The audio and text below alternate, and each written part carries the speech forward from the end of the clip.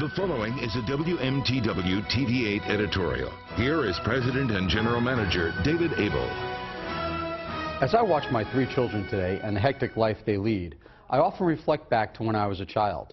I can remember running home after school, meeting up with my neighborhood friends wherever, and engaging in what seemed to be a never-ending game of two-hand touch, street hockey, or some other event where all in the neighborhood would join.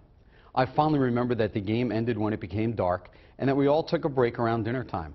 I also remember my mom or dad giving me a few dollars so I could ride my bike down to the corner store a mile away to grab an ice cream, slice of pizza, or to pick up something needed. I guess you can say that at the time, my parents practiced what is now termed free-range parenting.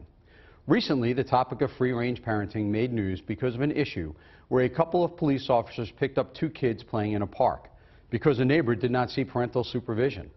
There was a time when letting young children walk to school alone, play around the neighborhood unsupervised, and hang out in the park was not thought of as irresponsible parenting. If you came from the same era as I did, I am sure your memories of growing up are a lot like mine. But as more families had both parents working, supervised after-school activities became increasingly necessary, and the results are a shift in our culture which requires kids to be under constant adult surveillance. This heavy emphasis on scheduling and supervision has caused children to lose the ability to entertain themselves without TV, computers, or video games. The fact is that when children are allowed to play outside or do things on their own, good things happen, such as self-confidence, happiness, and self-sufficiency. There is no doubt that kids need to be supervised, and that we all need to be concerned with safety in today's world. And not every kid is ready to be out there on their own. However, one of our jobs as a parent is to prepare our children for what they will face in the real world.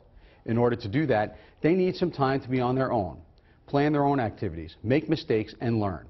In short, let them deal with consequences related to their actions that won't harm them, but rather will teach them a lesson. The key is to strike a balance between scheduling them and allowing them free time to figure out things on their own. This has been a WMTW TV8 editorial. Responsible replies are welcome at this address or online at WMTW.com.